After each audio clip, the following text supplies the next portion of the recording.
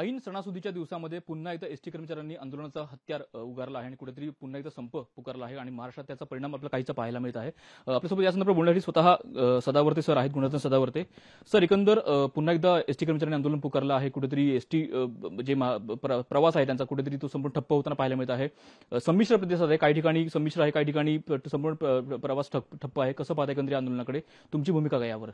नाही बघा, लक्षात घ्या, एसटी कष्टकरी जनसंघ जो आमचा आहे त्याचे सर्वाधिक 65,000 कष्टकरी सभासद आहेत, अजीव सभासद आहेत आणि सन्माननीय पडळकर साहेबांची एक संघटना आहे, त्याचबरोबर सन्माननीय आमदार पावसकर साहेबांची संघटना आहे संबंधित त्यांच्या। आणि ह्या ज्या आमच्या ज्या संघटना आहेत ह्या मेजॉरिटी कष्टकऱ्यांचं नेतृत्व करतात। आमच्याकडून तर संपाची नोटीस दिलेली नाही आणि जो राष्ट्रवादी काँग्रेस म्हणजे महाविकास आघाडीचं जे ते काय तुम्ही त्याला कृती समिती म्हणता, आम्ही त्यांना किडे कृती समिती म्हणतो, तर ती जी किडे कृती समिती आहे तिने ज्यावेळेस 124 कष्टकऱ्यांनी आत्महत्या केल्या, 7वा वेतन आयोग ही मागणी कष्टकरी जनसंघाची आहे, आमची मागणी आहे, आम्ही सातत्यानं लावून धरलेली आहे, तिचा पाठपुरावा करतो आणि ती मिळूनही घेणार आहोत आम्ही। ते काय म्हणजे हक्काची गोष्ट आहे, संविधानिक हक्काची गोष्ट आहे, न्यायालयाच्या निरीक्षणाची गोष्ट आहे, ते म्हणजे ते अनडिस्प्युटेड आहे, ते तर आम्ही घेणारच आहोत। परंतु ही किडे कृती समिती जी आहे ना ती महाविकास आघाडीची आहे।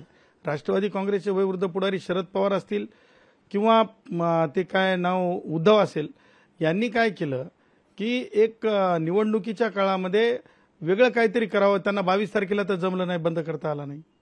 मग अशा रीतीनं सामान्यातल्या सामान्य कष्टकऱ्यांना दिशाभूल करून काय करता येते का? हे प्रोजेक्टेड आहेत, लक्षात घ्या। हे कोण लोक आहेत संपाची आवाज देतो म्हणणारे? यांनी निवेदन दिलंय का, नोटीस दिली का बंदची? MRTU PULP ऍक्ट खाली बंदची नोटीस द्यावी लागते।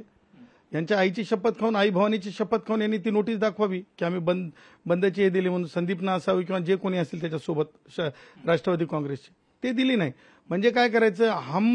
आम्ही निवेदन देणार कशाचं? ते कशाचं निवेदन दिलंय त्यांनी दिलंय काय म्हणतात धरण्याचं, आणि कष्टकऱ्यांना काय म्हणतात की तुम्ही बंद करा, म्हणजे हम कपडे संभालते तुम लढो, म्हणजे आगीत ढकलायचं, पाण्यात ढकलायचं।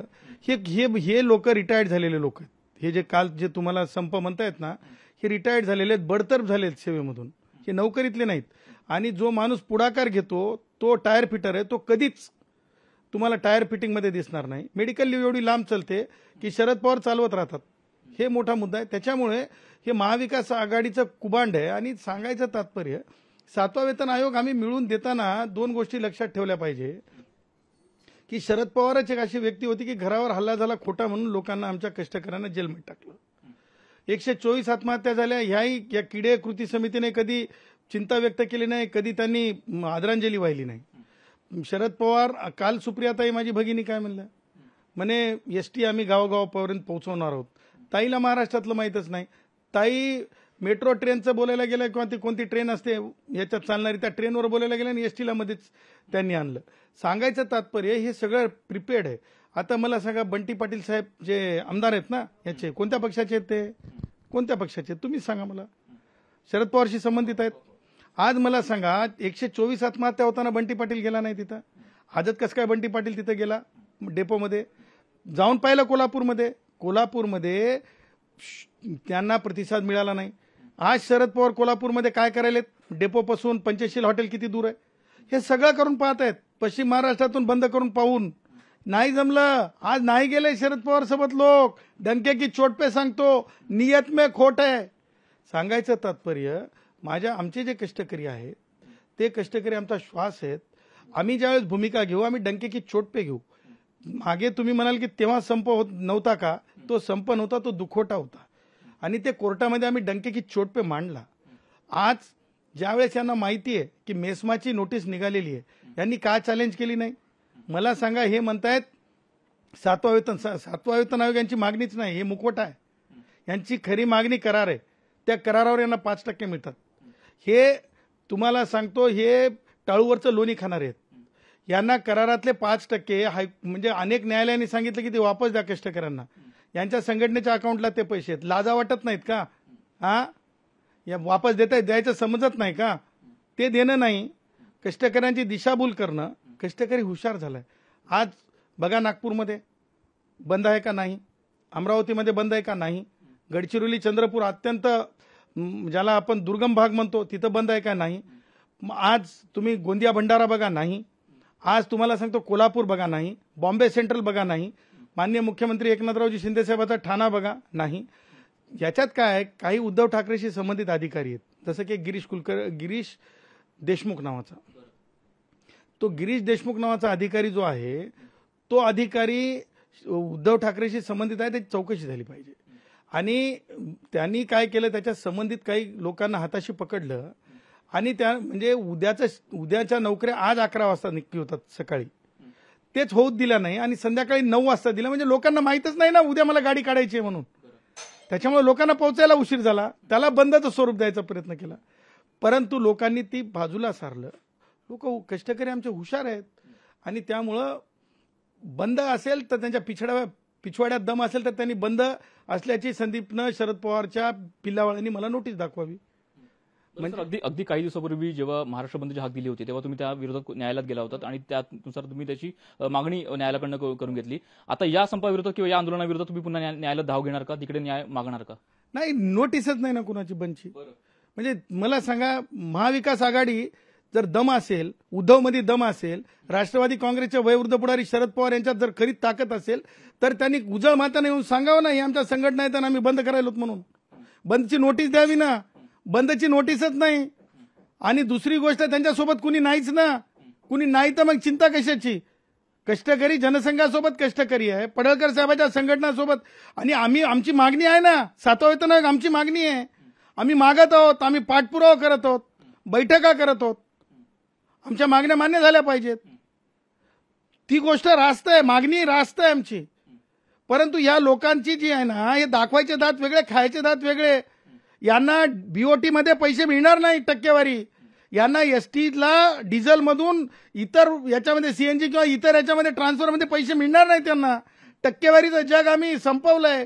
या किडे कृती समितीला आझाद मैदानातूनच फवारणी करून नष्ट केलेलं आहे. ते नाही, ही काहीतरी निवडणुकीच्या तोंडावर हे सगळं चालवलेलं एक राजकीय म्हणजे कुभांड आहे. तर एकंदर पाहिलं तर कुठेतरी एसटी कर्मचाऱ्यांच्या ज्या मागण्या आहेत, 7वं वेतन असेल किंवा एकंदर त्यांचे भत्ते वाढ असेल, पगार वाढ असेल किंवा शासकीय दर्जा असेल, या संपूर्ण या मागण्या अगदी जुन्या मागण्या आहेत. तुम्ही स्वतः त्या आंदोलनाचं नेतृत्व केलं होतं, तरी त्या मागण्या अजूनही तशा प्रलंबित आहेत. सध्या जर आंदोलन सुरू नाहीये तर मग सध्या जे काही परिणाम पाहायला मिळतो, काही एसटी डेपोमध्ये गर्दी पाहायला मिळते, मग ते नेमकं काय? मग नाही, ही मागणी फक्त आमची आहे. 7वा वेतन आयोग यांनी मी तर म्हणतो मा भवानीची शपथ खाऊन सांगावं यांची कधी मागणी आहे. अहो, ती आमची मागणी आहे, विलिनीकरण होतं किंवा ही मागणी आहे. 7वा वेतन आयोग, शासकीय कर्मचाऱ्याप्रमाणे पगार, ही आमची मागणी आहे. ते करारवाले आहेत, ते मामू मिया पॉम पॉम, मामू मिया पॉम पॉम, ते मामू मियावाले आहेत. त्यांना करार पाहिजे, त्यांना वरची मलाई पाहिजे. आमच्याकडे तसं नाही ना. आणि आमची मागणी आम्ही लावून धरली, आम्ही घेणार आहोत. आता साताऱ्यातून फोन येत आहे, बघा ऐका. हा बोला, काय म्हणतात शेळके? वंदे मातरम. काय परिस्थिती आहे साताऱ्यामध्ये? सातारामध्ये जवळजवळ 95% चालू आहे. फक्त एक डेपो कराड, ते त्यांचा बालेकिल्ला असल्यामुळे ते तेवढं कराड डेपोमध्ये थोडीशी त्यांनी वर्चस्व निर्माण. ठीक आहे, थोड्या वेळात बोलतो तुमच्याशी. आता तुम्ही ऑनलाईन ऐकलं, बालेकिल्ला आहे ना, तरी सुद्धा 95% चालू आहे. फक्त एका डेपोमध्ये 5% अडचण आहे. सांगायचं तात्पर्य ग्राउंड रिपोर्ट आहे. ऐकवलं ना, लोकशाहीला ग्राउंड रिपोर्ट. शेळके साहेब आमचे पदाधिकारी आहेत, करावं दावा विरोधी की तिथं चालू नाही गाडी म्हणून. त्यामुळं बघा, हे एक रचलेली कटकारस्थान होतं. ते काटकारस्थान हे कष्टकरी चालू देणार नाही. तर स्वतः मुख्यमंत्री एकनाथ शिंदे यांनी सकाळीच आवाहन केलं की ऐन सणासुदीचे दिवस आहेत, कुठेतरी संप मागे घ्यावा, चर्चा करावी, चर्चेतून मार्ग काढावा. तुम्ही स्वतः उद्या चर्चा करणार आहात स्वतः मुख्यमंत्र्यांसोबत. चर्चेत या संपूर्ण बैठकीत चर्चा काय होणार आहे, नेमका कुठला विषय मांडणार आहात आणि मग येत्या काळामध्ये एसटीचे जे प्रवासी वर्ग आहे त्याला तुम्ही काय सांगाल? बघा, लक्षात घ्या, सन्माननीय मुख्यमंत्री एकनाथरावजी शिंदे साहेबांसोबत आज माझं 2दा बोलणं झालं.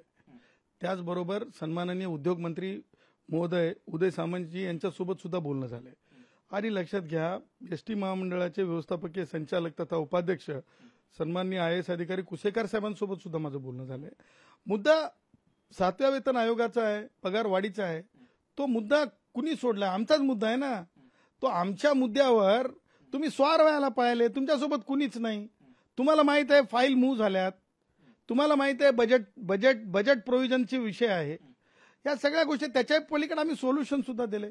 आम्ही सांगितलं की 2,500 कोटी शरद पवार पुरस्कृत संघटना होत्या बँकेवर, त्यावेळेस 1,500-2,000 कोटी जे काय असतील ते म्हणजे ममता बॅनर्जींच्या राज्याला किंवा तिकडे दिलेले आहेत पैसे. आम्ही सांगितलं, आज मी सन्मान्य मुख्यमंत्री महोदयांना सांगितलं की ते सगळे पैसे आम्ही राज्य सरकारला देतो. म्हणजे बँकेचे 1,500 कोटी असतील, जे काही असतील ते आम्हाला 7व्या वेतन आयोगाच्या बाबतीमध्ये तुम्ही भूमिका पॉझिटिव्ह घ्या आणि पॉझिटिव्ह नाही भूमिकाच घ्या, आम्हाला द्या, अशी आम्ही त्यांना विनंती केलेली आहे. उद्या ठेवलेली आहे बैठक आणि उद्या संध्याकाळी बैठक आहे आणि आज काही परिणाम नाही आणि होणारही नाही परिणाम. सर, अगदी 3 ते 4 दिवसामध्ये गणपतीचं आगमन होणार आहे. महाराष्ट्रात संपूर्ण गणेशोत्सव मोठ्या उत्साहात साजरा केला जातो. गणेशोत्सवामध्ये एसटीची काय परिस्थिती असेल? उद्या बैठक आहे, बैठकीत चर्चा होईल, काय नेमकं होईल माहित नाही, पण गणेशोत्सवात नेमकी एसटी कशी असेल? हो, यांना आंदोलन करून अनुभव आहे का? हे पळून जाणार आहेत, हे थांबणारे नाहीत. आम्ही पळून जाणारे नाहीत. हे बघितलं उद्धव मुख्यमंत्री असताना. आमचं कॉलर टाईट होतं. आम्हाला जेलची धाकधूकवाले नाहीत. आम्ही कोर्टामध्ये बेमार झालो म्हणणारे नाहीत. आम्ही कोर्टामध्ये सांगणारे आहोत, हक्काची लढाई लढणारे आहोत. त्याच्यामुळं लक्षात घ्या, या पळ कुठे ना कुठं होत असते काय आंदोलन बिंदोलन हे चाले मलाईसाठी मलई मामलेवाले आहेत. आमची भूमिका ही बेंबीच्या देठापासून अंतकरणापासून आमच्या कष्टकऱ्यांच्या 124 आत्महत्या जे झालेल्या आहेत, वीरमरण जे पत्करलेले आहेत, ते न्यायाची भूमिका आहे. आणि हेच ते मुख्यमंत्री महोदय आहेत. शरद पवारनं तर आम्हाला नोकरीवरून काढलं होतं आमच्या लोकांना. हेच सन्माननीय एकनाथरावजी शिंदे साहेबांनी नोकरी वापस दिली. हेच ते मुख्यमंत्री आहेत ज्या मुख्यमंत्र्यांनी डॉक्टर जयश्री पाटील यांचं ऐकून जे आहे दिवाळी बोनस 2 वर्ष दिलेलं आहे.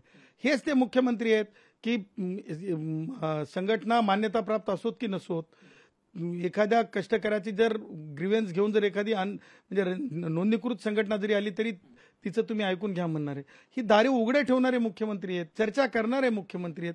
हे मुख्यमंत्री जेव्हा असतात तेव्हा मान दुखवू लागलेले उद्धव नाही आहे, मान दुखू लागलेले उद्धव नाही आहेत.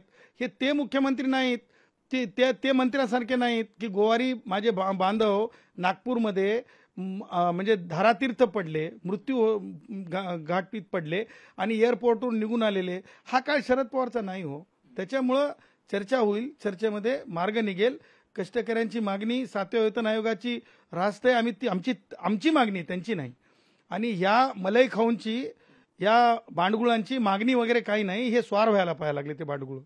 अगदी शेवटचा प्रश्न, तुम्ही उद्धव ठाकरे किंवा शरद पवार यांच्यावरती बोट ठेवत त्यांच्यावर टीका करत आहात, मात्र दोघांच्या पक्षांकडून सांगितलं जातं की विलिनीकरणाची जी प्रमुख मागणी त्या मागणीचं काय झालं असं ते विचारतात. शरद पवारला जर तोंड असेल तर त्याच कोल्हापूरमध्ये शरद पवारनी एसटीच्या म्हणजे जो मेळावा होता त्या मेळाव्यामध्ये संदीपही जिवंत आहे, तिथं हनुमंतही जिवंत आहे, शरद पवार आहेत. काय बोलले होते शरद पवार, त्यांचा व्हिडिओ मी तुम्हाला लाईव्ह करून देऊ का? विलिनीकरण त्याची मागणी होती. 7वा वेतन आयोग आणि शासनाप्रमाणे पगार ही आमची मागणी होती आणि ती मागणी आम्ही पुढे नेली आणि ही आमची 7व्या वेतन आयोगाची मागणी आम्ही पुढे नेली. त्यांना बघा, लबाडांचं कसं राहतंय, खायचे दात वेगळे असतात, दाखवायचे दात वेगळे असतात. उद्या बैठकीत तोडगा निघेल. मग मला एक सांगा, माननीय मुख्यमंत्र्यांना आम्ही जी न्यायालयाचे निरीक्षण आहेत, जी समान तत्वाची संविधानिक भूमिका आहे, जी शरद पवारांच्या काळात डिस्क्रिमिनेशन फेस केलेली भूमिका आहे, ह्या सगळ्या दाखवणार आहोत. आणि I am not only hopeful, पण मी उद्या असेल किंवा येणाऱ्या काळात असेल, लवकरच्याच अलीकडच्याच काळात असेल, आम्ही कष्टकऱ्यांना बांधील आहोत. आम्ही कष्टकऱ्यांसाठी लढू, पण आम्ही जेव्हा लढू तेव्हा आम्ही डंके की चोट पे सांगून लढू. आम्ही असं लढणार नाहीत, सांगायचं काय, धरणे आणि कष्टकऱ्यांना लोटून द्यायचं. कशामध्ये? बंदमध्ये, संपामध्ये. अरे जय भी करोत, ते डंके की चोट पे करोत. आम्ही तुमच्यासारखे नाहीत, दाखवणारे एक आणि करणारे 2. धन्यवाद सर. तशा प्रकारे उद्या स्वतः मुख्यमंत्री एकनाथ शिंदे यांच्यासोबत भेट घेऊन या संपूर्ण विषयावर चर्चा करणार असल्याचं गुणवंत सदावर्ते सांगत आहेत. कॅमेरा विनीत पेंडकरसह भूषण शिंदे, लोकशाही मराठी, मुंबई. लोकशाही मराठी, ऐका, पहा, जागरूक रहा.